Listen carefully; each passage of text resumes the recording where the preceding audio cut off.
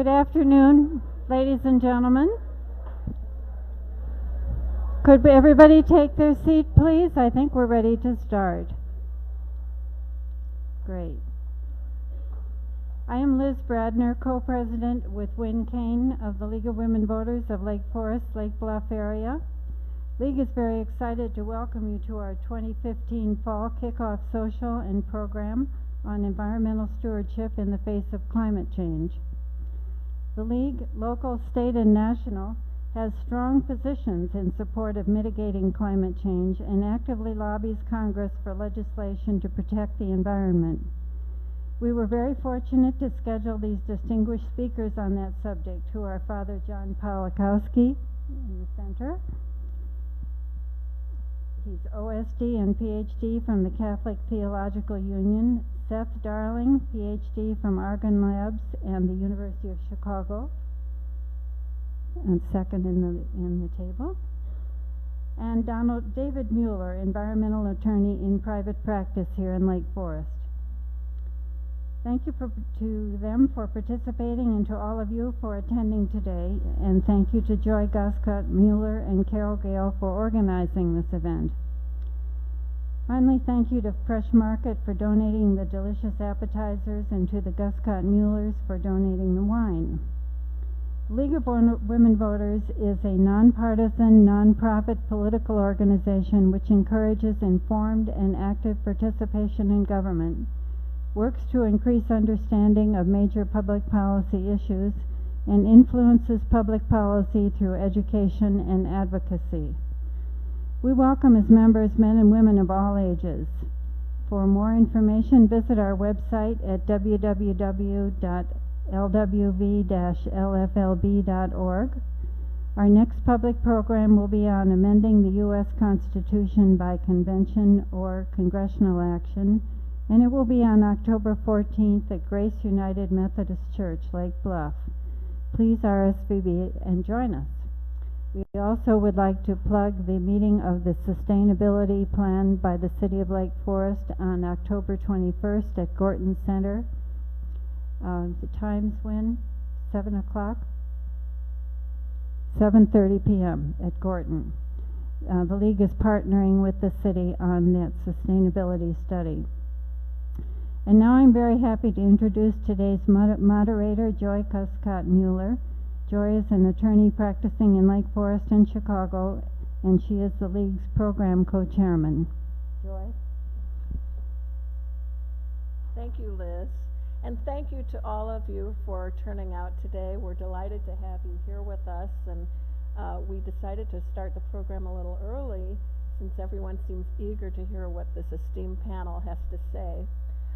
Before I begin with our program, I'd like to invite Bob Shaw to come forward and welcome you. Bob is the president of the Elawa Farm Foundation board, and he and Steve Potzik have been instrumental in helping us to secure this space for this event today. I think you will agree that it is a perfect space for this program, especially with the topic that we have today. So I'd like to invite Bob to come up and welcome you to Elawa Farm.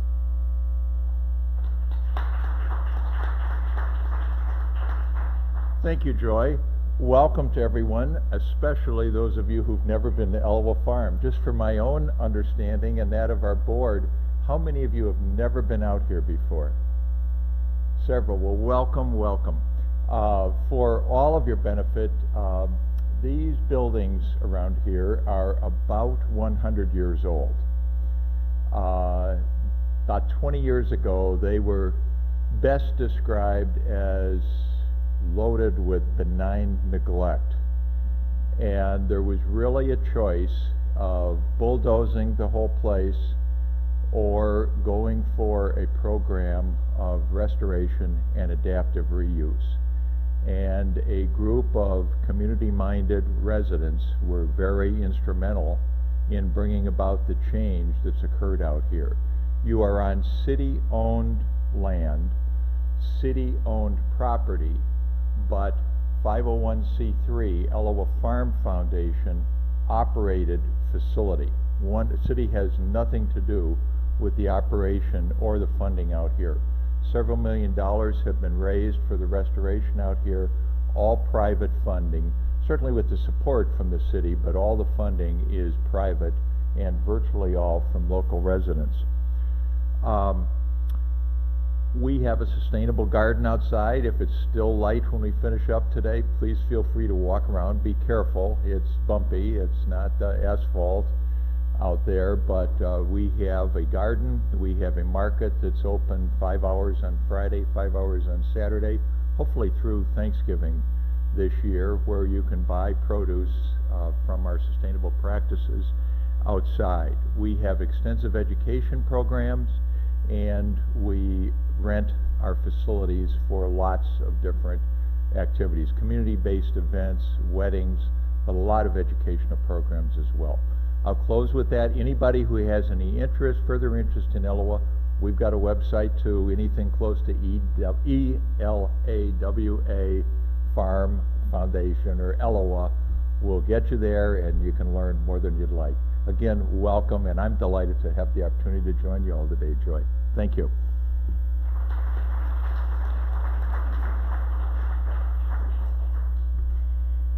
Well, again, welcome, and we welcome all of our guests who are not yet members of the League of Women Voters. As Liz said, we welcome both women and men as members, and if you're not already a member, I hope you'll consider joining us after today. However, our programs throughout the year are open to the public, and you do not have to be a member to attend. Before we begin, I would like to recognize and thank specifically my co-vice president for program, Carol Gale. She's sitting in the back. And Carol, you need to stand up, please, so they can see you. And to all the officers and committee members who helped make this event a success. So now on to the program.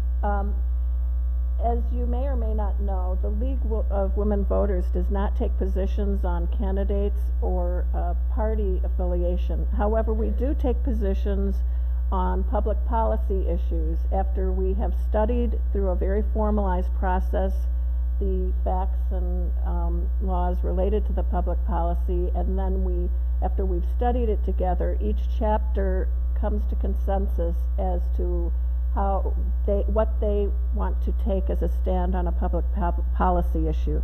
That is then submitted to the centrally located League, and from those documents, the League develops nationally a public policy statement. And as Liz stated, we do have on our website, you'll see that we do support protection of the environment and reducing emissions to handle the task of climate change and disruption.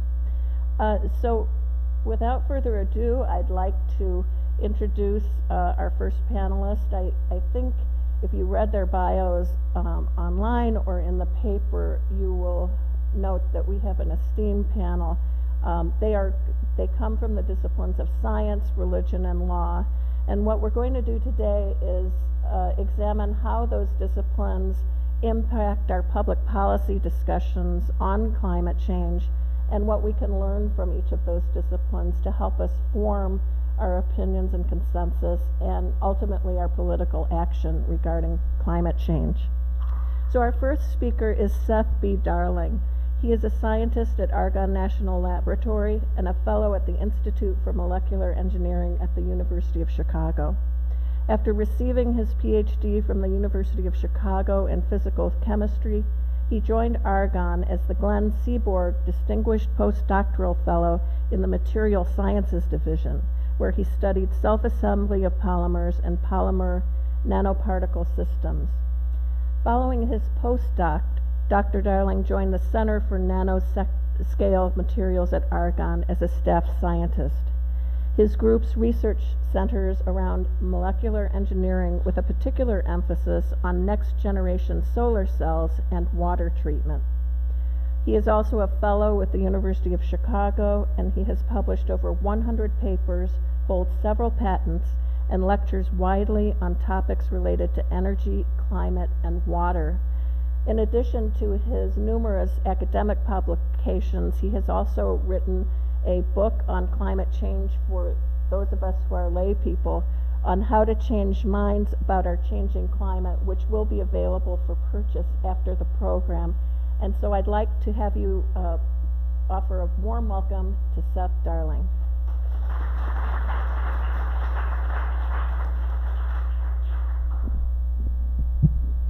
That was a longer introduction than I deserved. Thank you. Good afternoon, everybody. I'm Seth. I'm going to talk to you about climate, but before we get to climate, I want to tell you why I think we should be interested in climate, and that is because of energy. So the gentleman pictured on the right side there was Rick Smalley. He won the Nobel Prize in Chemistry just around the turn of the century, and he won it for some work in chemistry, but in the later part of his life, he unfortunately died at a relatively young age from cancer. He devoted his life to identifying the biggest challenges that we face as a society over the next 50 years. And he came up with this list after some hard thought of the top 10 challenges that we face over the next 50 years. And they're actually in order from top to bottom. It's not that the ones on the top are more important than the ones on the bottom, but if you can fix the problems higher up on this list, they'll help you solve the problems lower on the list. So you'll notice energy is right at the top. So at least according to Rick Smalley, this is the biggest challenge we're facing over the next 50 years. Just to give you one example, you notice second on the list is water. So we're running out of fresh water on the planet, but we have plenty of water. The oceans are vast, and we know how to take salt water and make fresh water. It's called desalination. That process takes a lot of energy. So if you solve the energy problem, it helps you solve the water problem. So why is energy the biggest challenge that we face? You can probably sum that up most easily here. This is the only graph I'll show you, don't worry. This is a plot of how much energy we use worldwide by year. And you'll notice that every year we use more energy than the year before. This is data up through 2010, and then it's projections going forward. And this trend actually is the same if you go back in time all the way to the dawn of the Industrial Revolution. We kept using less energy as you go backwards in time, and if you go forward in time all the way out to the year 2050 or even 2100, we're just going to keep using more energy every year. And you can see why, because I've broken this chart down into the dark blue and the light blue there. The dark blue is the developed world. That's places like the United States and Europe and Australia. And the light blue is the developing world. That's places like China, India, Africa. And if you look forward going in time, you can see where all this growth in energy demand is coming from. It's all in that light blue. It's all in the developing world. And that's because they're developing. This is large parts of the world where people didn't have light bulbs in cars and air conditioners and refrigerators and so on. And as they begin to develop, they're just going to use more energy. This is really unavoidable, barring some catastrophic population collapse on the planet. So let me give you just some numbers to keep in your head as a ballpark. You'll notice today we use about 18 terawatts. That's what the TW is there. A terawatt is a trillion watts, so that's a lot of watts. Light bulb that you screw in, it might be 25. So we're using about 18 terawatts worldwide today. You can see by the year 2035, that's going to grow to something like 25 terawatts. And if you keep this projection going out further to the year 2050, it'll become 30 terawatts. So 18 today, 30 by the year 2050, that's almost twice as much energy in the year 2050. And the question becomes, where are we going to get our energy from in the year 2050? A lot more than we're using today. So let me start by asking you guys, where do we get most of our energy from today? Coal, that's a big one. What else? Oil and gas. I heard all three of those. So coal, oil, and gas are the three biggest sources of energy that we use. All the fossil fuels.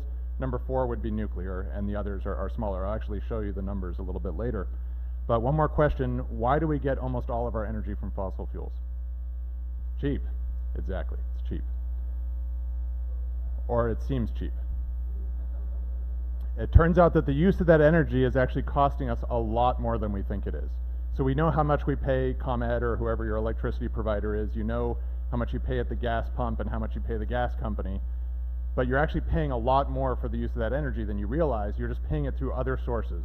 And there are countless examples of these hidden costs. Just one would be, I give talks to a lot of public groups, including school groups. I've given talks to teachers from the Pilsen area before, which is where there used to be a coal-fired power plant, which they just shut down, unfortunately, about a year ago.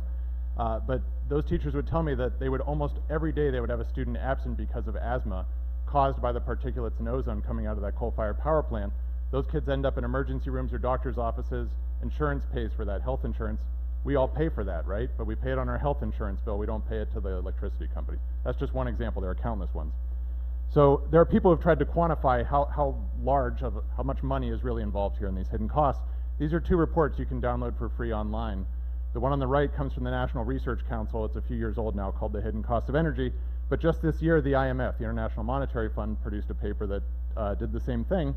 And the number that they came up with for 1 year was this. That's $5.3 trillion. That's a big number. That's a significant fraction of the global economy right there being tied up in these hidden costs.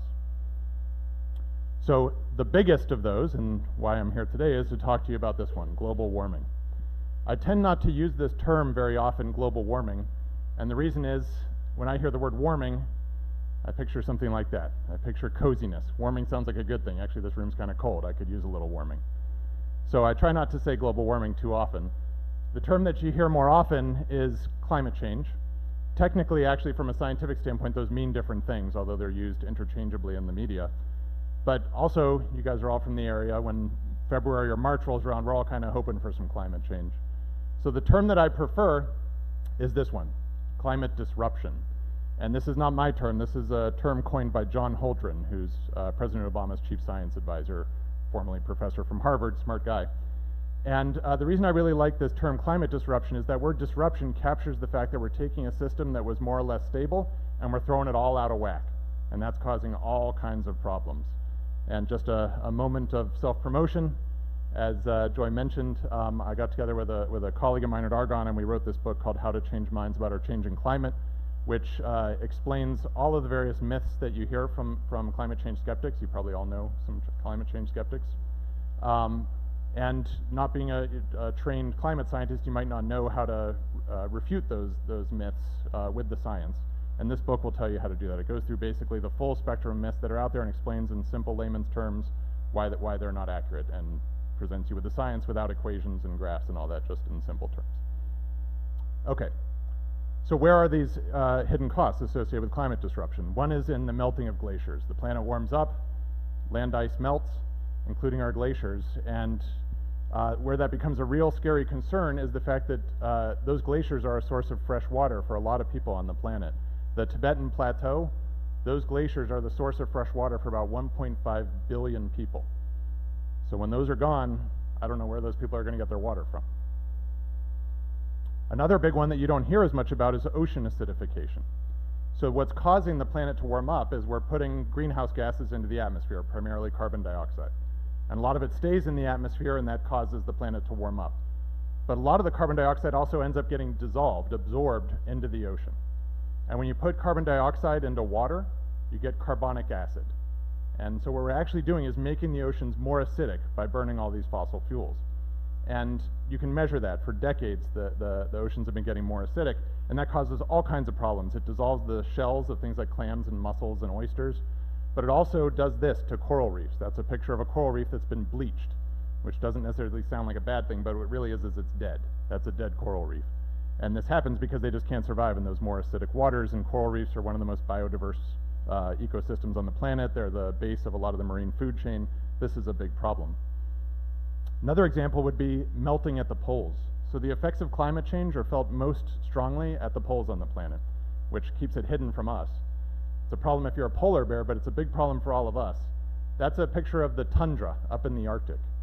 And in the frozen tundra, in the ground, in the permafrost there, you have methane frozen in the ground that's been there for a very long time. And as you melt it, that methane comes out into the atmosphere. It turns out that methane is a greenhouse gas, just like carbon dioxide, but it's about 80 times stronger than carbon dioxide. So you melt the poles, you release methane, that accelerates global warming, which melts more tundra, releases more methane into the atmosphere, and it feeds back on itself in a runaway process. It's one of these so-called tipping points. Another one that's up in the Arctic Ocean, under the sea, are methane clathrates. These are forms of ice that have methane in them. Same problem. Those are going to start melting, bubbling up, putting more methane in the atmosphere. It's a scary thing. One of the big effects of climate disruption is extreme weather. We're seeing this in California with a massive drought. You can't point to any singular droughts to the effects of climate disruption, but there will be more droughts and more severe droughts going forward, and more severe floods. There are places where we get 100-year rainstorms every 5 years now.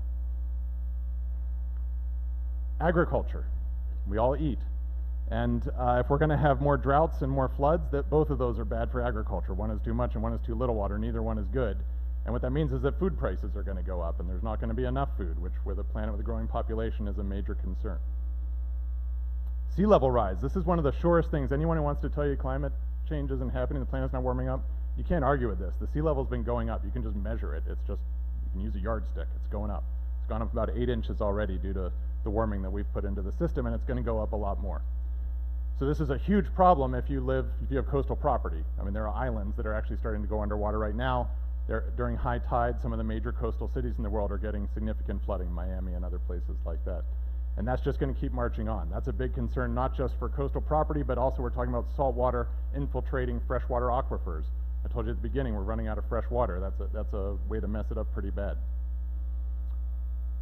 Another issue here is global security, especially in countries like the United States that sort of see ourselves as moderators of geopolitics. This is going to become a huge cost for us. As food becomes more scarce in some parts of the world, that's going to lead to massive migrations where they do, they sustain themselves with their farming. They're going to have to move in massive numbers across borders, and this is going to be a huge global security problem going forward. You see what's happening with people leaving the Middle East now. That's nothing compared to what it's going to be. And another connection here will be to health. I mentioned asthma attacks earlier. That's one example of a hidden cost, but there are many, many others. One example pictured here is insect-borne diseases like malaria, dengue fever, and so on. Because the planet is warming up, these mosquito populations are moving to regions where they were not prolific before, different regions of Africa, for example, and the diseases follow them. So this is really a global health crisis. Okay, so we've got lots of problems with climate change. What can we do about it? We basically have 3 options, 3 approaches. We can mitigate the problem, adapt to it, or really do something crazy called geoengineering. None of these is going to be easy.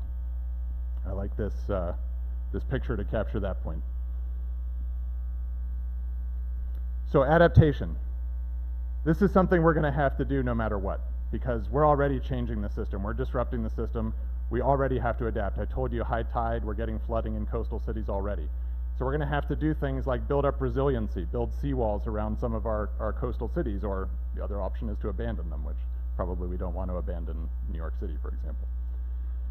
And we have to improve our response capacity. When you have a major hurricane, because we're going to have stronger hurricanes, hit a population center, think Hurricane Katrina or Hurricane Sandy, we need better response to those things so that you don't have such loss of life and such disruption. So that all's got to happen no matter what, but we can't just adapt our way out of this problem. The crazy option I explained, sorry, technical thing.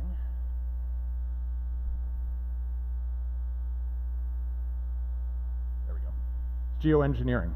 This is using the planet as a laboratory. So we've already done this by putting all this carbon dioxide into the atmosphere. We've inadvertently used the planet as a laboratory. This would be doing it on purpose to try and undo the problem we've created. And so what causes the planet to warm up? It's the carbon dioxide in the atmosphere and the sunlight coming down and warming us up, those two things working together. So if you want to stop that, you can try and pull the carbon dioxide out of the atmosphere somehow, or you can try and keep the sunlight from hitting the planet or getting down to the surface of the planet. And people have come up with all kinds of ideas. This tells you how serious this problem is, that serious scientists are talking about these approaches. You can do crazy things like brighten the ocean. You can have little things that make lots of bubbles in the ocean. A more reflective ocean will reflect back more sunlight. You're thinking about the scale you'd have to do that on. Or putting mirrors in space to reflect sunlight out. Think about how much area you'd have to cover with those. Sounds like science fiction, but people are seriously discussing this because that's how concerned they are about the scale of this problem. I'm not sure that we really want to rely on any of these approaches, because I guarantee you those are going to have unintended consequences that may end up causing more problems than they solve in the end. So what's left? All that's left is mitigation. And in this case, what mitigation would mean is reducing emissions.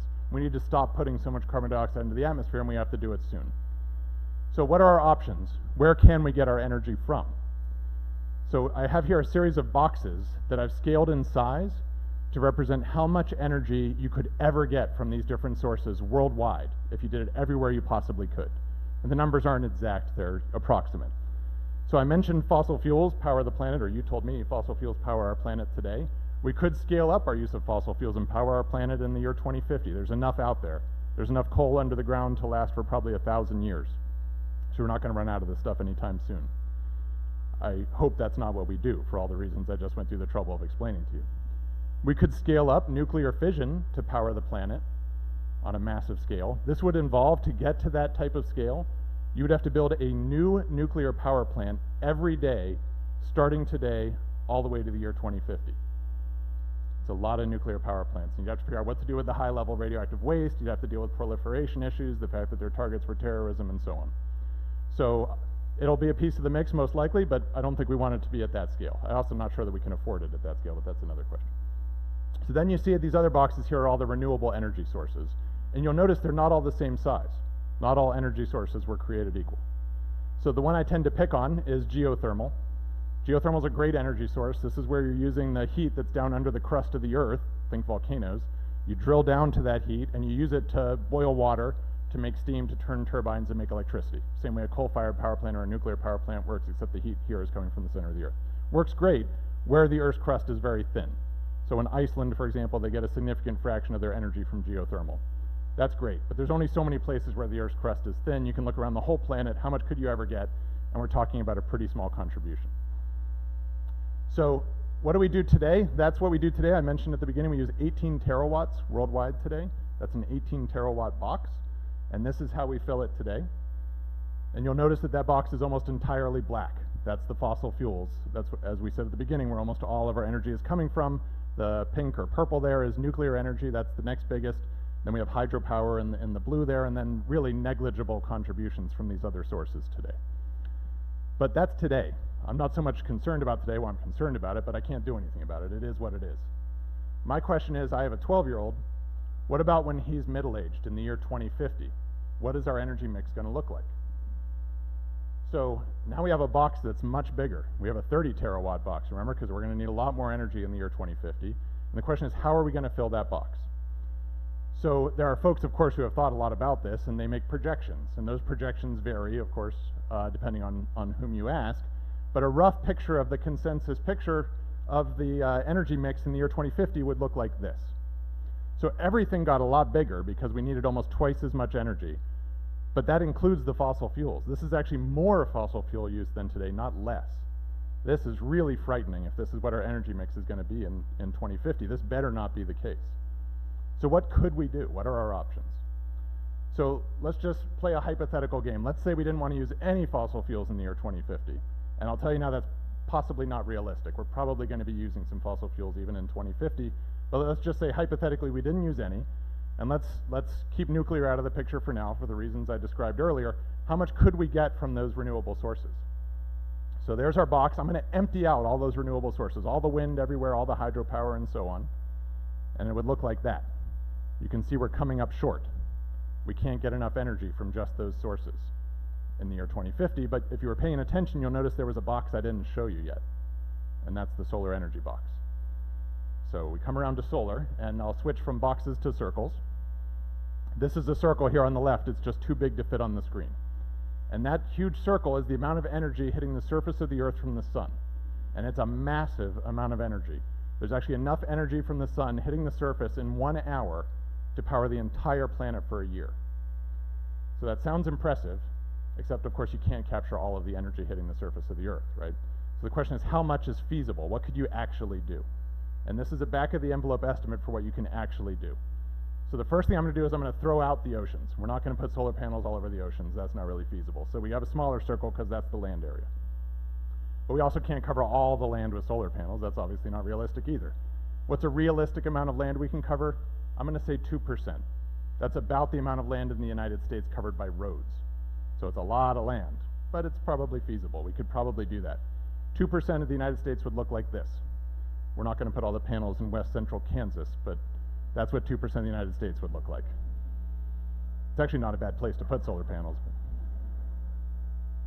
But we have another problem. You can't convert sunlight to electricity with 100% efficiency. There are fundamental losses in that process. You can buy panels for your rooftop commercially today that do it at 20% efficiency, which is pretty darn good. So you can buy that today. I'm going to be more conservative, though. I'm going to say 12%. It's a very realistic number. So now you can see that little tiny circle on the right is down from that pretty massive one on the left. But that tiny little circle over there on the right is that yellow box. So there is a feasible solar energy supply that is more than 2 times larger than the total projected global demand all the way out in the year 2050. In fact, it's bigger than the global demand projected for the year 2100. So for all intents and purposes, solar energy is an inexhaustible energy source for us. And it's not surprising that it's so much bigger than wind and biomass and hydropower, because those are solar energy going through extra steps. The wind blows because the sun heats up the air and it moves around, and some of that you can capture with turbines.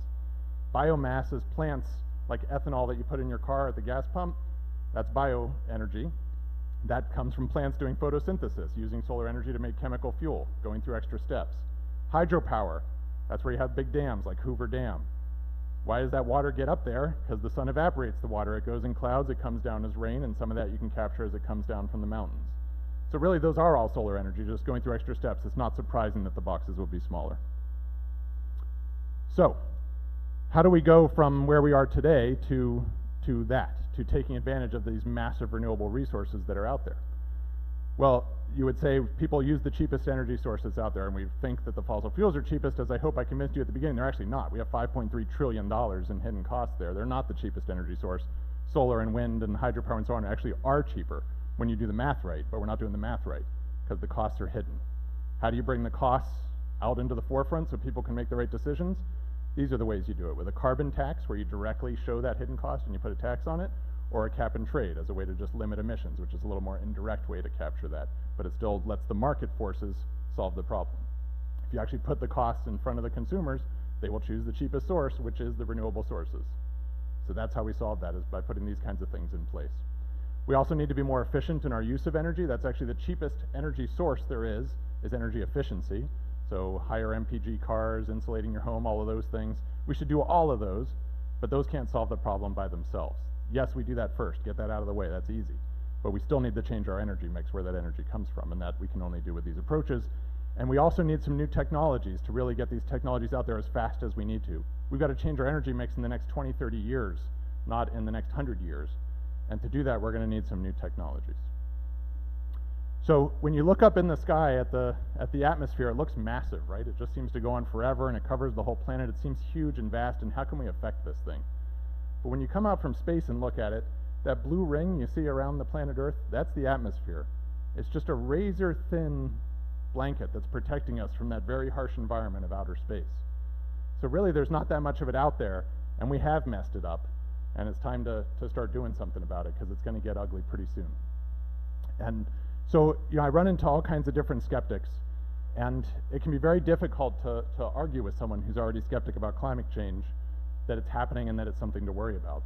And there are all kinds of arguments you can make scientifically about how they're wrong, but a lot of times folks, they're not swayed by the science.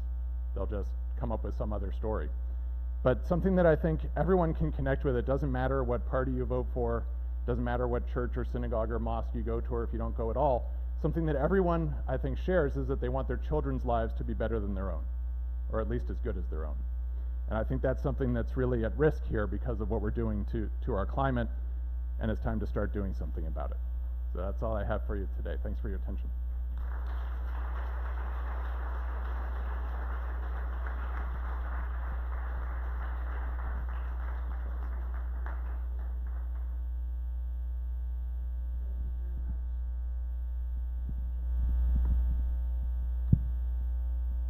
Thank you very much, Seth. We appreciate it.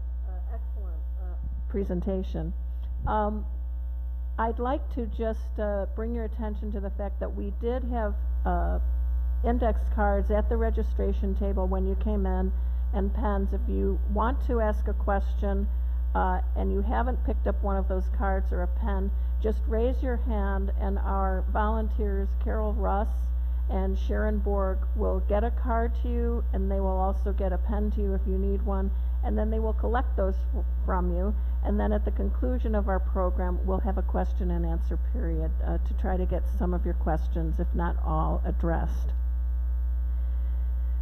The next area we're going to explore vis-a-vis climate change is the area of ethics and religion. And I'm delighted to introduce Father John T. Polakowski, PhD, OSM from Catholic Theological Union.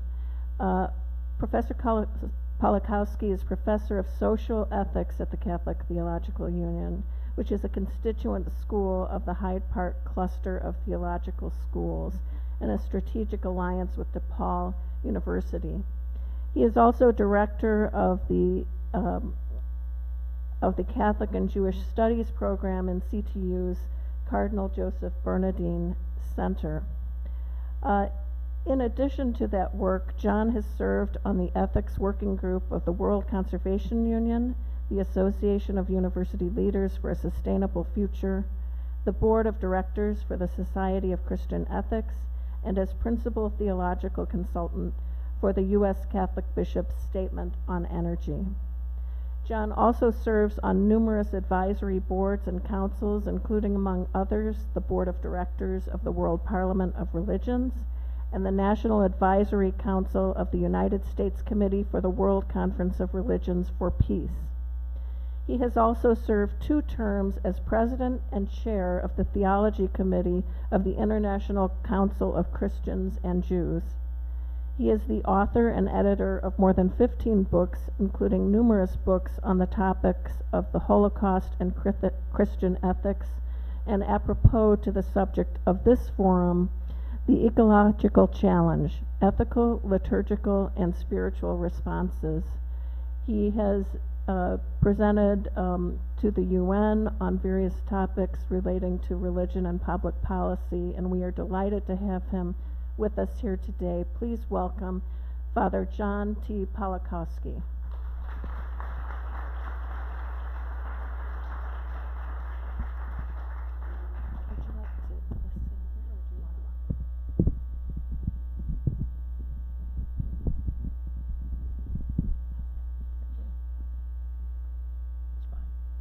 Well, good afternoon, and thank you very much for coming out. For those of you who haven't heard, it's an auspicious afternoon. The Bears actually won. So there's no end to miracles. If the Bears could achieve a victory, we can solve the energy issue. I'm very happy to join you this afternoon. I do so as a one-time resident of this area. I lived on Green Bay Road in what was at that time the Servite Fathers Theology Training Center. Eventually it became Harrison House, and I believe right now it's just kind of shuttered. So hopefully it will develop into something. I decided what I would do is, since I was asked initially to say something about the recent papal encyclical on the environment, which I certainly plan to do, but I would like to put it in a little broader context and raise the issue of how has religion responded to the ecological challenges, particularly here in the United States, but also on a global level. Most of you probably know that in a way the ecological issue was first brought to public attention by the publication of Rachel Carson's The Silent Spring. Now, there's a very interesting side story to that because one of the people who initially read that book and got very excited about it was the well-known monk at Gethsemane in Kentucky, Father Thomas Merton. And Merton decided he was so overwhelmed with what she was saying that he got it approved for reading in the dining room during meals, because the monks usually did not speak at that time and at meals, and they had readings. And so they began to read the book, and about halfway through, she has a chapter on various ways of farming. And she points out all the negative ways of farming. It so happened that one of the ways that was condemned by her was in fact the kind of farming they were doing at Gethsemane. And so the book actually disappeared immediately from the reading list for the monks' dining hall. But more realistically, Rachel Carson certainly began the discussion. But in terms of the organized ecological movement, in many ways it's usually attributed to a kind of historic speech by a historian at UCLA named Lynn White. And Lynn White gave an address which got considerable attention, in which he strongly critiqued what he called the Judeo-Christian tradition for its major contribution to ecological destruction.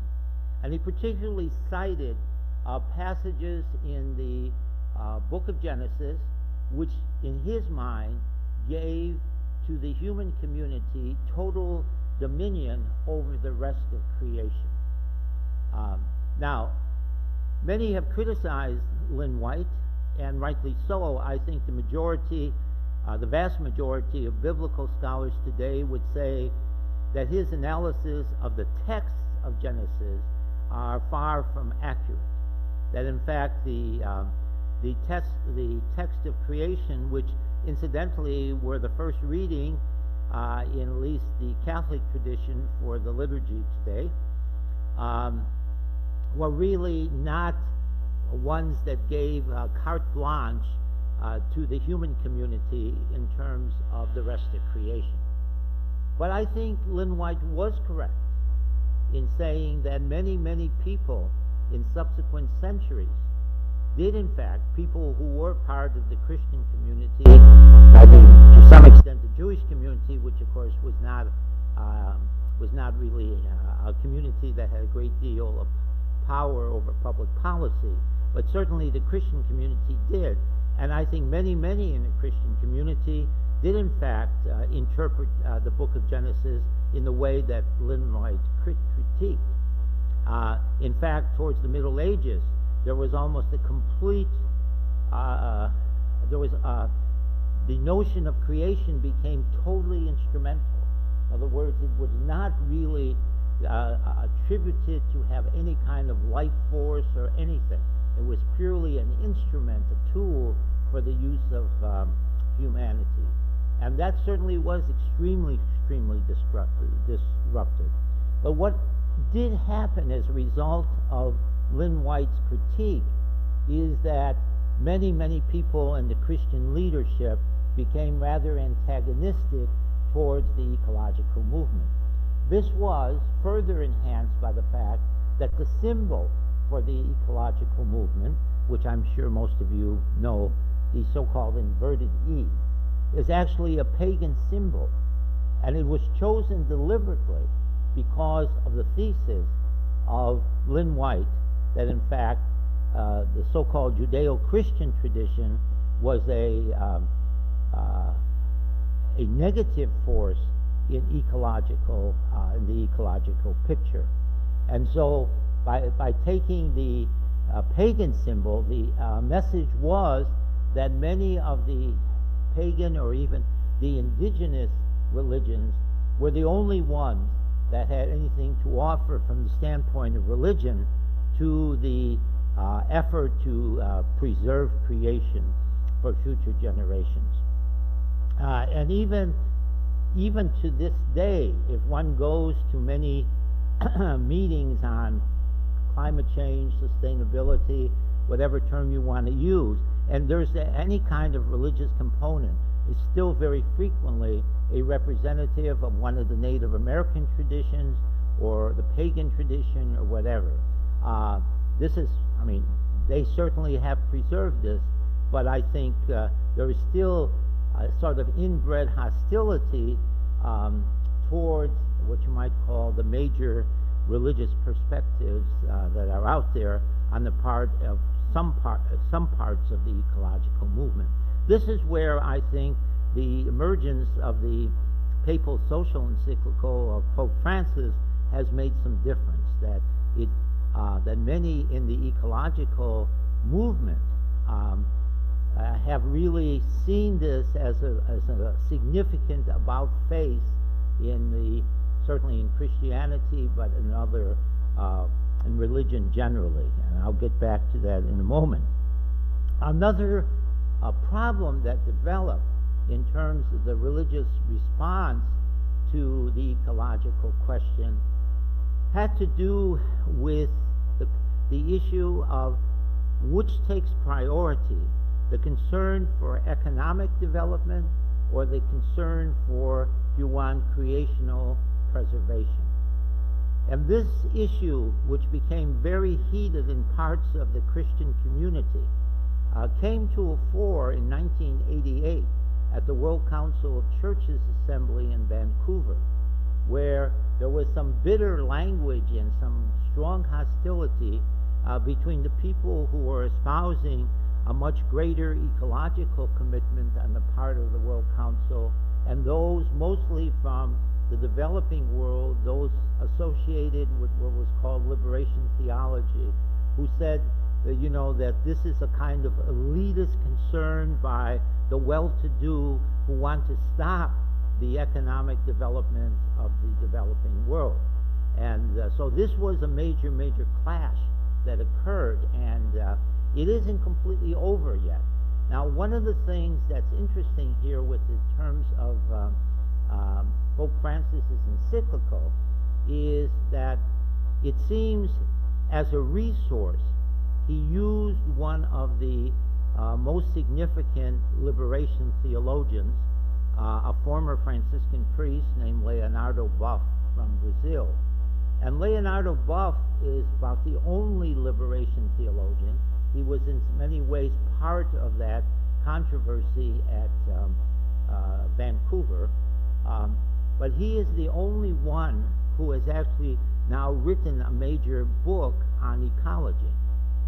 However, when you do read it, his final chapter, when he says is, in terms of bottom line, is, well, if there is a conflict between economic development and ecological preservation, economic development takes priority.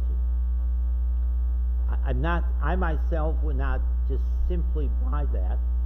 In fact, it's interesting because I personally, just in terms of personal transformation, my transformation in terms of the ecological issue began at a conference in Los Angeles in 1972.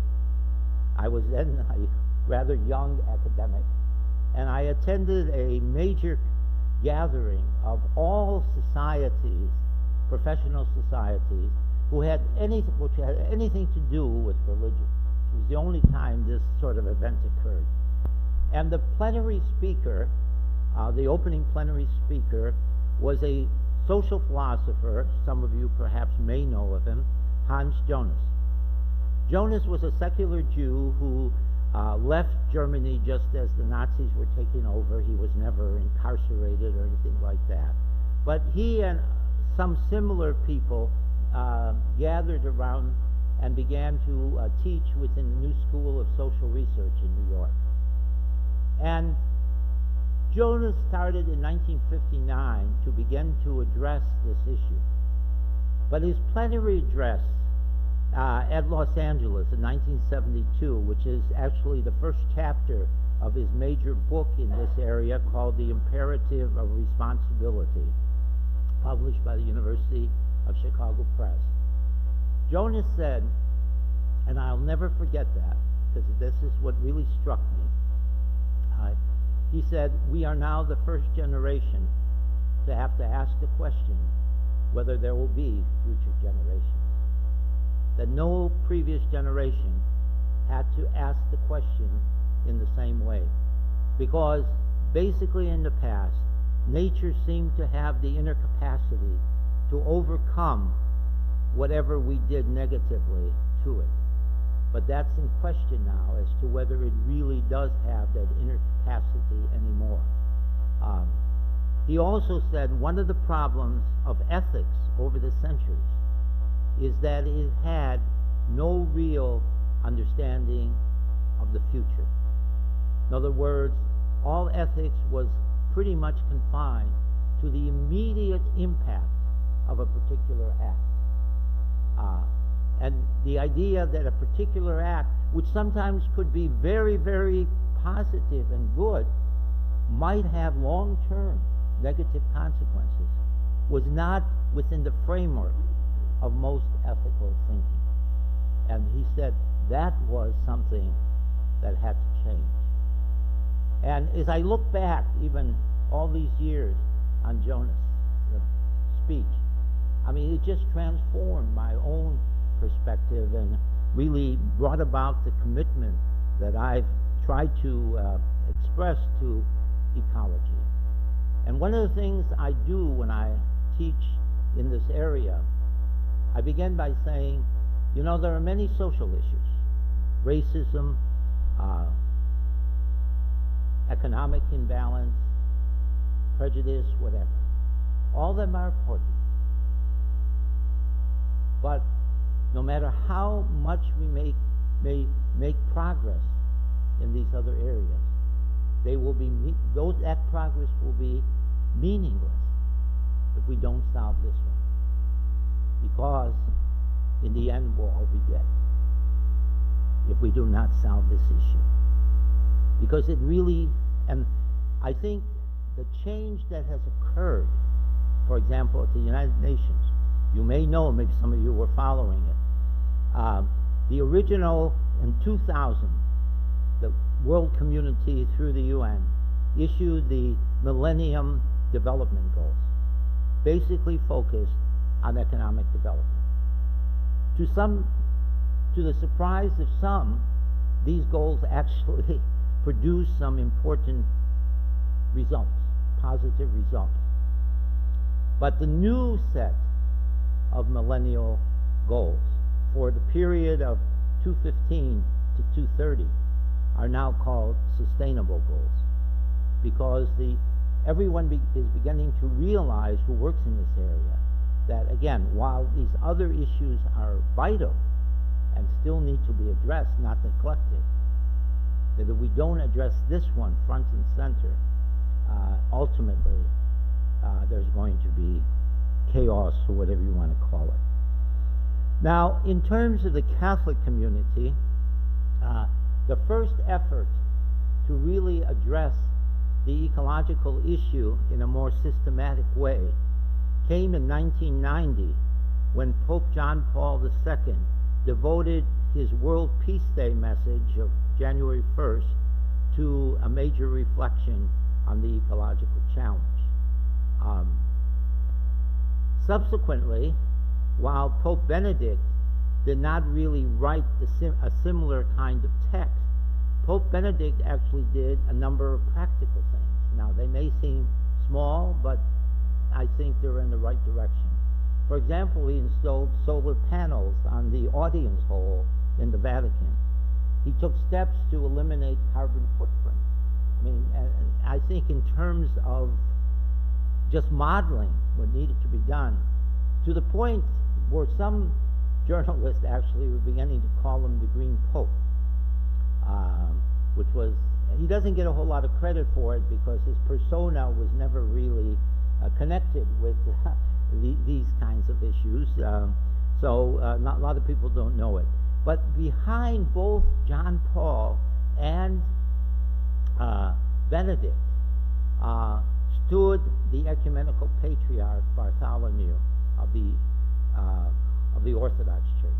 For whatever reason, Bartholomew became a very, very strong advocate for climate change, and still is. And he really kind of pushed John Paul, and to some extent Pope Benedict, into this area. Now, with Benedict, it's interesting because before Benedict was Pope, when he was head of the doctrinal office for the Catholic Church in the Vatican, he actually issued an extremely strong condemnation directed mostly against the Green Party in Europe, whom he termed almost Nazi-like. Now, you have to understand that the Green Party went, in terms of its political agenda, went far beyond the ecological issue. And also the Green Party had achieved a certain status in European political society that wasn't the case here in the United States. But the Green Party, of course, also had on its agenda a lot of the so-called hot-button issues for the Vatican at this time. So the condemnation was a kind of complicated, but again, it was one of these things that made the institutional Catholic Church increasingly cautious about committing to the ecological movement. So we come now to Francis, and I think what Francis has done, he's built to some extent on what John Paul and Benedict have started. And certainly he's also been influenced by Patriarch Bartholomew. But he's reversed the mindset. The caution is gone, I think. The template is different. And in the encyclical, which got so much media anticipation and then coverage, I think he really does change the approach and the commitment on climate change almost 100%, or let me say at least 75% compared to what it was prior to this encyclical. Now, and many of the Catholic groups that were viewed somewhat as fringe groups prior to this encyclical now suddenly have moved to the center of Catholic consciousness, and that's a very important thing.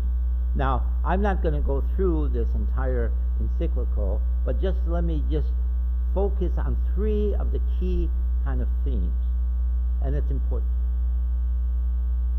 Francis takes from his previous apostolic letter about the world economic situation, he brings that into this encyclical as well. And one of the terms that Francis has used is integral ecology. And by that he means that in his mind, there are three major dimensions of contemporary life that have to be incorporated into this mindset of integral ecology. And they are economic inequality, they are environmental degradation, and in particular, how environmental degradation is affecting the poor. I mean, some media people during his recent visit here have labeled him the Pope of the marginalized. Well, there's a lot of truth to that, and it's also true in terms of the ecological issue that he very strongly argues that the ecological destruction often has its greatest negative impact on people who are poor, and that's a great concern of his. But he also, besides economics and ecology, he really feels that, and he sees this as his role, that the issue will not be solved totally by scientific effort and scientific approaches, that something more deep is important. Now, mind you, he is not against scientific answers. In fact, quite the contrary. And one of the interesting things is, if you want, one of the best analyses that I have found of the encyclical is a review by Bill McKibben, who's had a lot of experience in the ecological area. And he wrote a review of the encyclical in the New York Review of Books, August 13th, 2015. And one of the things that McKibben says surprised him was the high quality of the scientific information. So it's not that Francis is saying, no, science is not the answer to this. On the contrary, he does believe it has a central role. But he says that in many ways, this science will probably not capture the consciousness of the body politic unless we have something deeper, which he calls spirituality. And he's very sensitive there to say that, this is a global issue. It doesn't affect only Catholicism or Christianity, and it's not going to be solved only by one religion. And so, therefore, the spirituality that he is kind of pushing is indeed a spirituality that would certainly, for him, draw heavily from parts of the Christian tradition. But he recognizes that people might want to draw a similar spirituality from many other religious traditions, or even a kind of philosophy if they are to buttress the scientific information if they are not part of a so-called believing community. So this, we will have to see how this encyclical takes hold of the religious community. I think the religious community can, in fact, be a major source of, let's use the term, lobbying on this issue. It can be a powerful force, and I would hope that that would become the case. I certainly would do everything I can to promote that sort of notion. Just one closing issue to return us to Lynn White, because I think it's important. Lynn White, as I say, focused his attention, his critique, almost exclusively on the book of Genesis.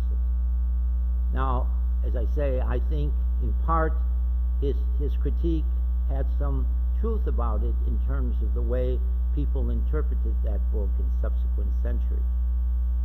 But there's another part of the biblical tradition that is not very often mentioned here, which I think remains in some quarters a very powerful negative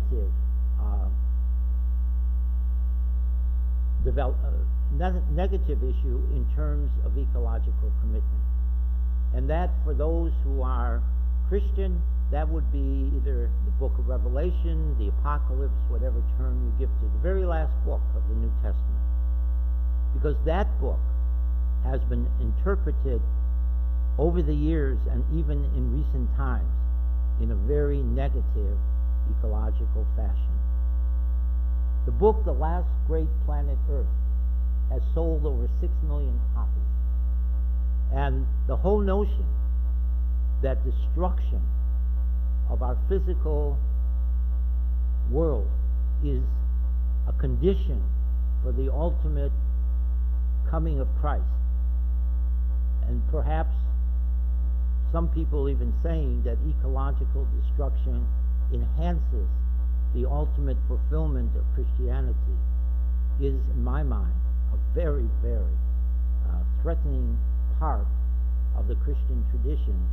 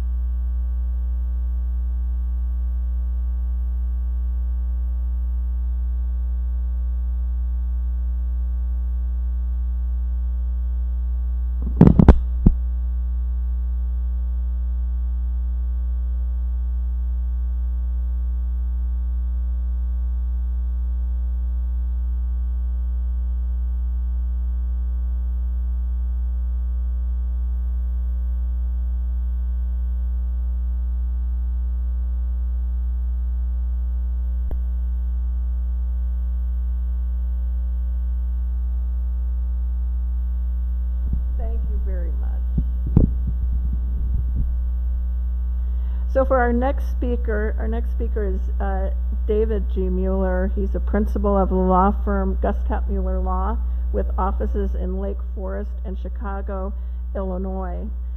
David has practiced in the area of environmental law for over 30 years, working in both the public and private sector. Prior to joining Guscott Mueller Law in 2013, David's government and private practice included the U.S. EPA, the Illinois Attorney General Environmental Control Division, the Illinois Pollution Control Board, serving as a partner and head of the Environmental Law Department at a large Chicago law firm, and in-house counsel at CNH Global, a multinational manufacturing company in which he developed and coordinated an international environmental compliance and sustainability program. Mr. Mueller has represented clients in well over 60 Superfund cases across the country. He has acted as a site trustee pursuant to a federal court consent decree managing a multi-million-dollar, multi-year cleanup of a national priorities list site in Wisconsin. I ask you to join me in providing a warm welcome to David Mueller.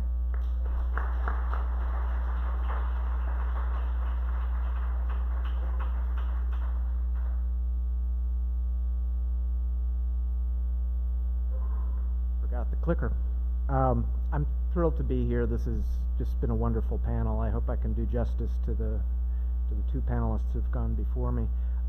As Elizabeth said, what I want to try to focus is how do we regulate greenhouse gases? And it'll involve some history and as to where we are today and where we might go. So there we go. So when I talk about greenhouse gases, I'm talking about CO2, carbon emissions, which is the majority. Over 80% of greenhouse gases are carbon related, but there are other important greenhouse gases. So I call them GHGs just throughout the program, just definitionally speaking. I'm going to give you a thesis, probably some theses. I'm going to about the talk. I'm going to talk about some concepts that are important. I'm going to talk about a little history about where we've been, and then where we are today, and where we might go. So the thesis is, you know, in the last 15 years, it would be very hard to predict that we'd end up here today in terms of legislation and regulations in the greenhouse gas area, primarily because of a dysfunctional relationship between the legislative and executive branches. We have not been unable to achieve either a international treaty or a comprehensive federal legislation amending the Clean Air Act to address greenhouse gases. That has not occurred. And I call those approaches sort of top-down conceptual approaches, that we have a treaty, we implement comprehensive legislation, and we work it down through the system to the bottom. Instead, what we've had is we have had the progress that's been made has occurred through steady executive action at the regulatory level, at a much lower level, using the existing Clean Air Act without amendment, and which has largely been supported by our judicial branch, by the courts. This has also been used in combination. We've had key intergovernmental agreements on an international scale, such as with China. We've also had state and local initiatives that have also significantly advanced greenhouse gas regulation and control. I think society, including businesses and the market, are increasingly accepting of the reality of climate change and the need for controls. And I think things like the Pope's encyclical have really moved the needle in that regard. I also think that moving away from fossil fuels to renewables has the potential to really reorder our society in a positive way. Some concepts. When I was going to school in the 1970s, studying ecology and the environment and economics, I was taught that there were 3 E's: energy, the economy, and the environment, and that they're inextricably intertwined. You can't pull on one without impacting the other.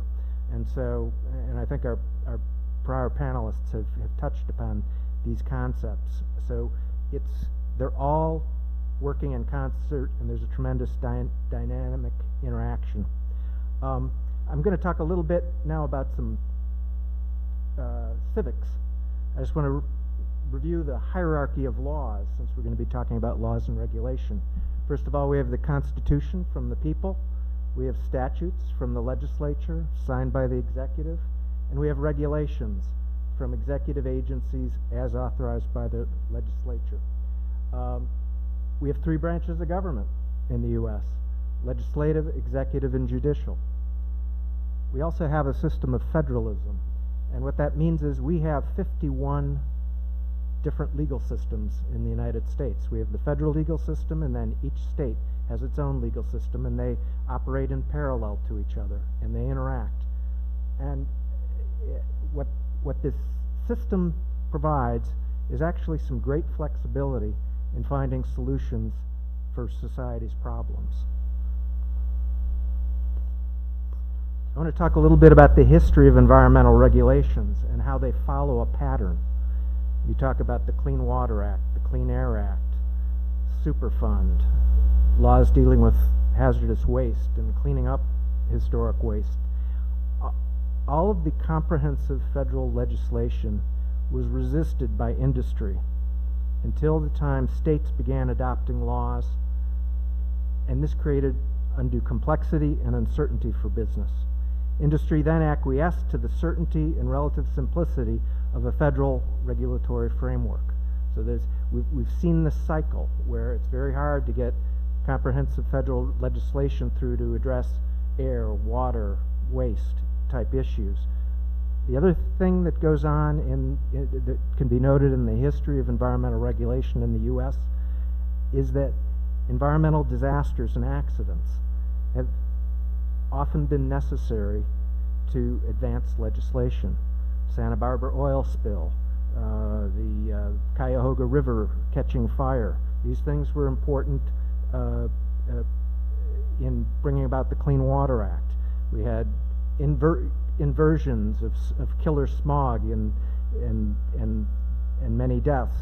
We had Bhopal, we had Love Canal. These brought about different environmental laws. So unfortunately, our politics often require some form of disaster before we learn our lesson.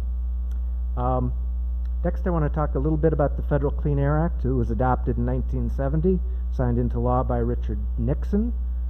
It was significantly amended in 1990, signed into law by the first President Bush, and it is the primary national legal framework for addressing air pollution. Significantly, for most of the 45-year history of the Clean Air Act, it was not believed to address carbon or greenhouse gas emissions, and that to utilize it to address carbon or greenhouse gas emissions would require significant amendment. That has changed. Another concept I want to touch on is that carbon emissions are unique. Emissions of greenhouse gases, particularly carbon, primarily carbon, are global in their impact rather than regional. So what that means is the emission of carbon in Chicago has the same adverse global impact as the emission of a molecule of carbon in China. And so while the impacts, the results of those adverse impacts may be localized, we truly have a global problem. That creates both a problem and some opportunities in its regulation. The other important thing about carbon emissions is that they do not lend themselves to direct emission control technology in the traditional sense. There isn't a catalytic converter, there isn't a scrubber, there isn't a filter that can control carbon emissions. The primary way, in the absence of control technology, the primary way is to rely on efficiency, as Seth told us. That means using less, getting more out of the energy that we do use. Fuel switching, such as moving from coal to natural gas.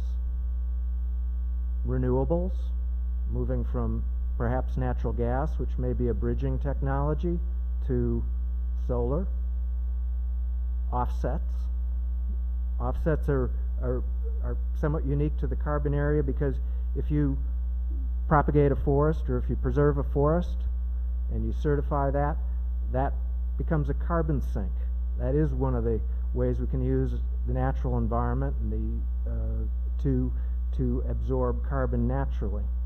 And then, of course, research into a host of technologies to improve efficiencies. So this is our toolbox here. And because the nature of carbon emissions have, as I said before, they have a global impact, emissions and offset trading can be global as well. So you can buy an emission offset from a forest in Brazil and utilize it here to obtain a permit for your facility in Chicago. So there are some complexity and some opportunities here. I want to chat a bit more about the Federal Clean Air Act. We'll be talking about a lot. Adopted in '70. And this is the primary vehicle for regulating air emissions. Establishes national ambient air quality standards that are supposed to be protective of human health and the environment. Treats new and existing sources differently. Treats mobile and stationary sources different. Mobile sources are vehicles like cars, trucks, tractors. Stationary sources are power plants, industrial plants, that sort of thing. It relies heavily on the concepts of federalism. It utilizes state implementation plans to actually implement the standards necessary to meet these overall federal standards. For most of its history, the Clean Air Act has utilized what's called command and control regulations. This means that emission limits are set and limited or capped, or the rates are capped for a particular facility and a particular emission source. Similar to when you take your car in for an emissions check. If your emissions are over the standard, then you have to go get your car fixed. You've failed. So it's numerically driven. But in addition to that, the Clean Air Act has, for certain programs such as acid rain, sulfur emissions, has utilized market-based emission trading programs. And this becomes a model perhaps for carbon control. Interesting thing about the Clean Air Act is that carbon emissions are not specifically mentioned or identified as an air pollutant in the Clean Air Act. Now I'm just going to touch on the international scene a little bit. Here, some more history. In Kyoto Protocol, 1999. This was an international protocol that was developed pursuant to the UN Convention on Climate Change. It did not achieve the results people had thought it would. The developing world generally did not join in. The U.S. signed it, but neither President Clinton nor the second President Bush presented it to the Senate for ratification. So it never became effective in the United States. The EU developed an emission cap and trade scheme, kind of what they called the European bubble, which has unfortunately largely failed. And it failed because of a lack of an accurate emissions inventory to set the caps, or the overall limitations. And when that happens in a cap and trade system, there's an over-allocation of credits, and nobody wants to buy. If you have sufficient credits, carbon credits, you don't need to buy any. There's no incentive to reduce. So that cap and trade market system has unfortunately been ineffective. The post-Kyoto process continues. There's lots of international meetings. They continue in Bali and Copenhagen and Durban and Rio, and there's upcoming meetings in Paris. And those dialogues continue. I'm going to switch back to the United States here. So what actually has happened in the United States? Kyoto didn't happen. We didn't implement an international treaty covering carbon. Here, this is an example of our federalism at work. In 1999, a group of states, including the state of Massachusetts and some non-governmental agencies, petitioned the U.S. EPA to regulate greenhouse gases from new cars as air pollutants under the Clean Air Act. In 2003, the Bush-era EPA denied the petition, claimed that it lacked the authority, the legal authority under the Clean Air Act to regulate greenhouse gases. And even if it did have that authority, it would be unwise to so regulate. Petitioners appealed, eventually went to the Supreme Court, and the Supreme Court held 5-4 in 2007 that petitioners had standing, these were the states and the non-NGOs, that greenhouse gases were indeed air pollutants under the Clean Air Act, and this was a very important development. This brought greenhouse gases and carbon into and under the potential regulatory scheme, the existing regulatory scheme under the Clean Air Act. EPA must consider, the court said, whether greenhouse gas emissions endangered public health and welfare by contributing to climate change. If EPA makes an endangerment finding, then it must regulate greenhouse gases. So the court said, you've got to analyze the situation. If it causes a problem, if it's causing harm, you have to regulate. And then it remanded the case back to US EPA for further action. Well, what happened? After the Massachusetts decision, the EPA continued to decline to regulate greenhouse gases. They went through a regulatory proceeding, and at the end of it they said, we've decided not to do anything at all. That was about 2008. In 2009, there wasn't a new administration, and the Obama-era EPA proceeded directly with an endangerment finding, and they found that greenhouse gases caused or contributed to climate change. They were an air pollutant. They also said, and so these were the jurisdictional prerequisites for regulation under the Clean Air Act, not only of cars, which had been the subject of the original petition, but other mobile sources such as trucks, heavy-duty trucks, light-duty trucks, as well as existing stationary sources, that's power plants, which account for over 32% of U.S. greenhouse gas emissions. So this opened the doors to the Clean Air Act, and it really had a domino effect. The Obama EPA has proceeded with multiple rulemakings to regulate greenhouse gas emissions from cars, light-duty trucks, heavy-duty trucks. Those are all the mobile sources. Those account for about 28% of U.S. greenhouse gas emissions. So we're talking about bringing over 50% of greenhouse gas emissions under a regulatory scheme. These mobile sources, once again, there's no treatment for carbon coming from vehicles. The only way you do that is by being more efficient. So when you see the fuel efficiency standards being increased, and these increases have been coordinated with EPA and the National Highway Traffic Safety Agency, as well as the California Air Resource Board, this is reducing carbon emissions. What else was happening in 2009? Well, there was a legislative effort. In 2009, the House passed legislation to amend the Clean Air Act and allow for carbon trading and pricing, but it failed in the Senate, so that never proceeded.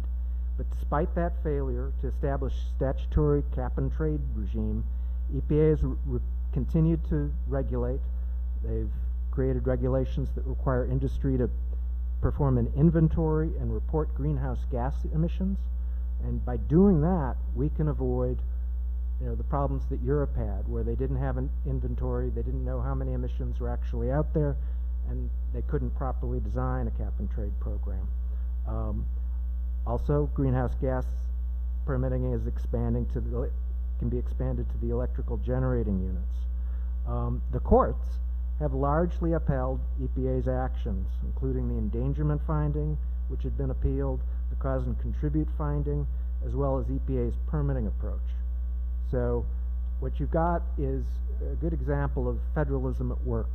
You've got inactivity at the legislative area, inability to get a treaty ratified by the Senate, and yet you have action at the executive level supported by the courts. So today, where we are today. In 2015, EPA finalized its Clean Power Plan. This is focusing mostly on power plants.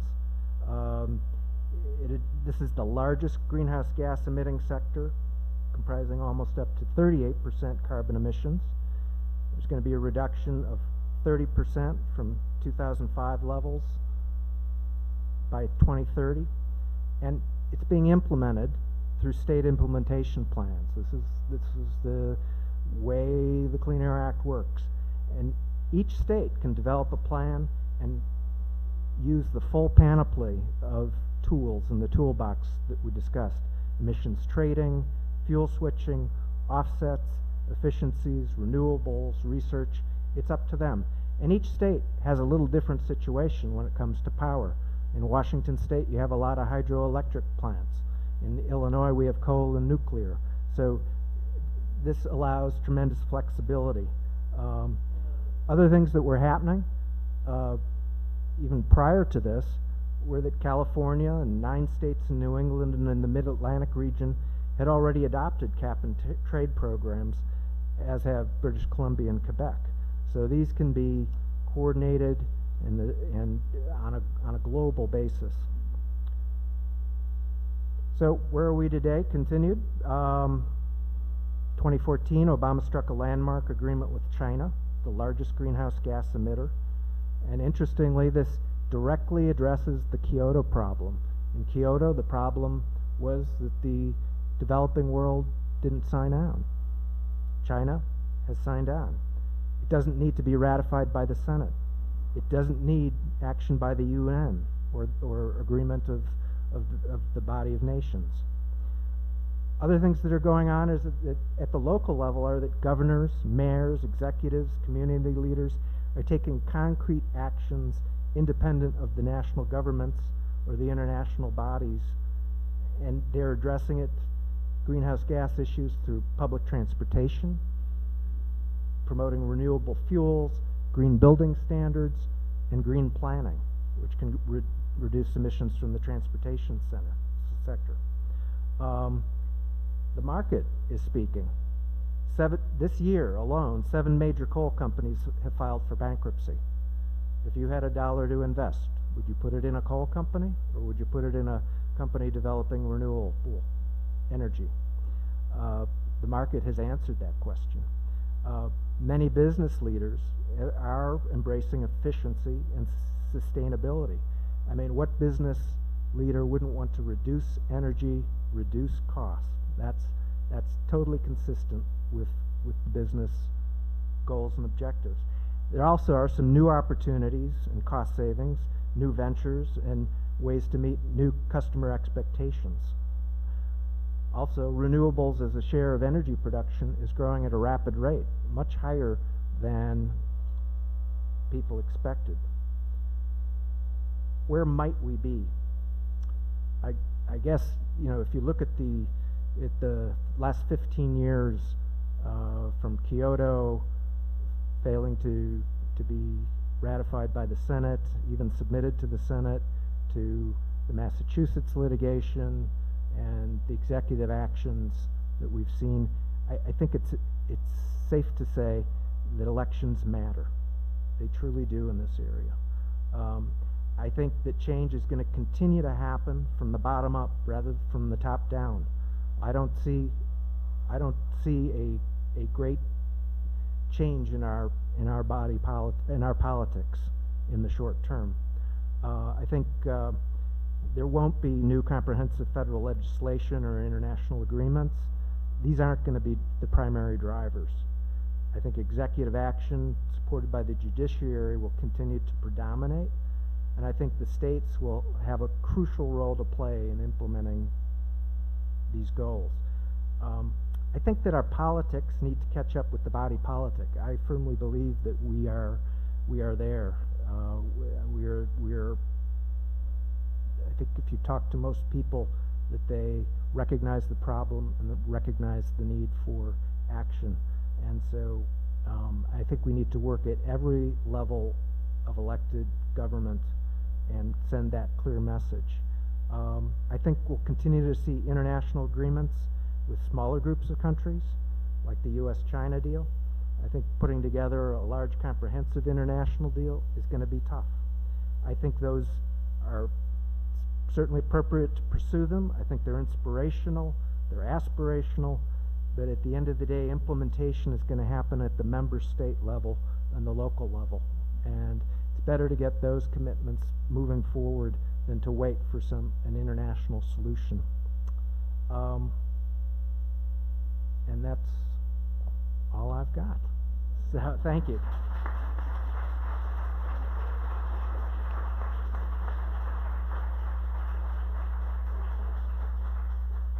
Thank you, David, for your excellent presentation. I just want you to know that we will have PowerPoints available. They will be shown on Lake Forest Cable, and we will have them available on our website for you to look at. We have just a few minutes left for questions, and if we get to a point where you need to leave, and if we go a few minutes over, please feel free to do so. Our first question is, someone said, for scientist Seth, is your solar solution generally accepted in academic circles? And if so, is there a generally accepted framework and sequence for pursuit, i.e. a roadmap? That's a good question. So I should have said one thing when I showed that big yellow box and how there's enough solar out there to power the entire planet. I'm not advocating that we use only solar energy to power the entire planet. We actually do want an energy mix. There are challenges when you use only one energy source. It's not the most reliable way to power a planet. We want to use wind and hydropower and probably some nuclear and some of these other sources. The point was that solar needs to be a much bigger piece of the puzzle than it's projected to be, and certainly a much bigger piece of the puzzle than it is today. Now, is there a way to get there? Yeah, we have really good solar panel technology available today. Silicon solar panels, which is those high efficiency ones you can buy for your roof today. There's great things about it. It's highly efficient, and there's plenty of silicon on the planet. The root material there is quartz sand, so we're not going to run out of that stuff. So we've got enough silicon. They're really efficient. That's great. The challenge with that technology is that it takes a lot of energy to make a silicon solar panel, because you need really pure silicon, and it's got to be crystalline. And both of those things take a lot of energy to make. You get that energy back, but it takes a while. It takes a few years to get back the energy you put in. And if you want to look at how quickly we've got to ramp up solar to really make a dent in this problem, it's going to be challenging to do that with only silicon solar panels. So that's why we need to continue our research and development to make technologies that have less embedded energy in them. That we actually do that at Argonne, and pretty much every research organization in the world is working on that problem. That's not going to be an issue yet. We can make silicon solar panels, you know, like crazy today, and we're not going to run into that problem. But if you want to take terawatts of power and make them from solar, we're going to need some new technologies if we want to do that quickly. Thank you. And there was no particular speaker listed on this one, but has anyone estimated the economic savings in switching or developing solar? And are any large private donors embracing solar as a cause célèbre, i.e. Bill Gates, Silicon Valley tech executives, etc.? I don't know if you guys want to add to this, but there are some, so the market can help solve the problem here. A great example is Elon Musk. He is a significant owner in Solar City, which is one of the major companies that's figured out a good financial model to get solar out there in the distributed sense, putting it on your rooftop. So there are people who are putting money behind this. He's not doing it philanthropically. He's making money, and a lot of it. But it achieves the same end as if you were doing it philanthropically. I think it would be great if there were more philanthropic support, not just for solar, but for combating climate change in general, and there are some powerful philanthropic organizations behind that cause. We need more, and we need everyone to support it from the public policy standpoint, not just from throwing money at it.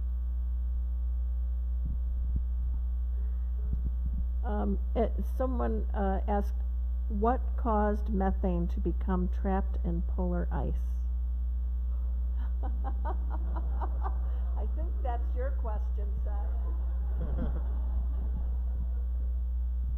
So all of these gases that are on the planet have been around a long time in various ways. So carbon dioxide, you can go back, we have a record of carbon dioxide in the atmosphere that goes back for hundreds of thousands of years, a really good record from the ice cores in like Antarctica. Just like tree rings give you a history of what's happened to a tree, you can dig down in Antarctica and pull out the ice, and there's layers of it. Every year gives you another layer from the snow that fell and then got compressed and to become ice.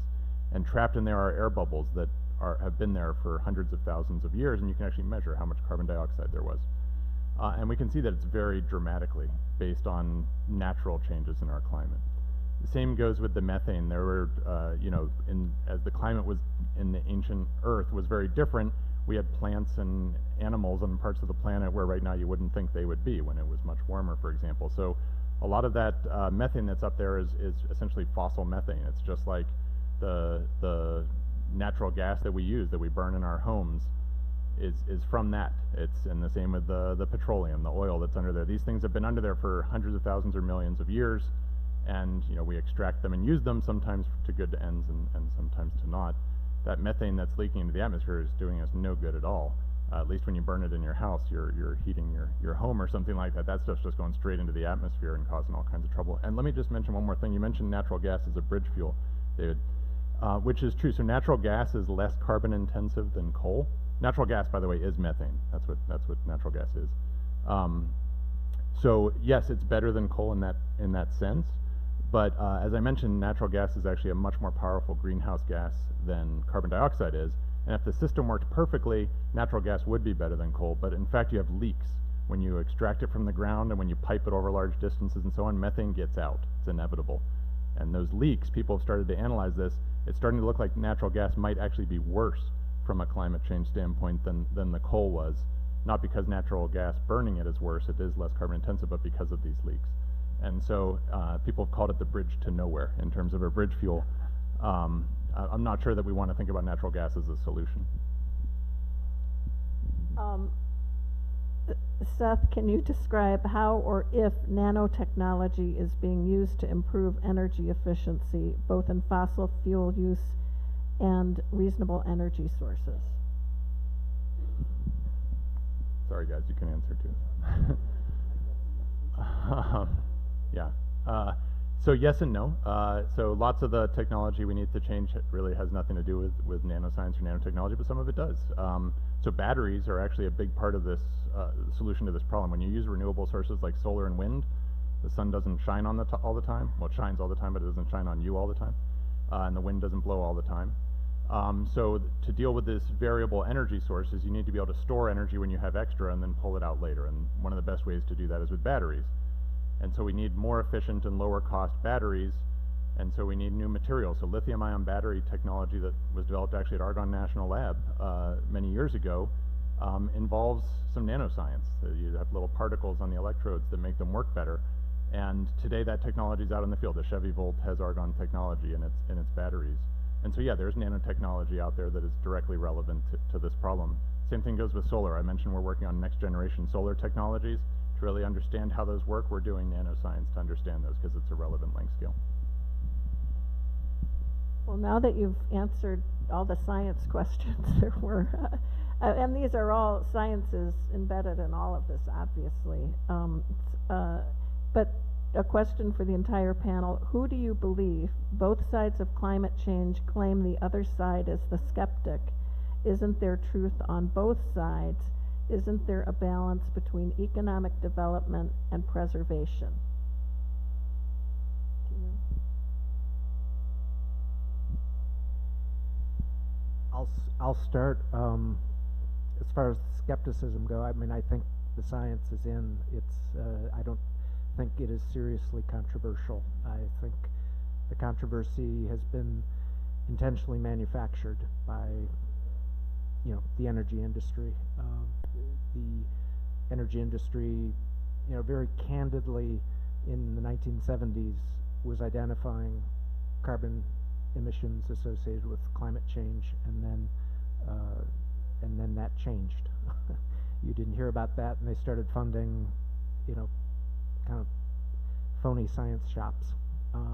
So I think on the part of the question dealing with energy and environment and economics, yeah, this is what we're talking about. All of those involve trade-offs, and so and I think Father John had something to say about the economics as well. Well, I did, but just in terms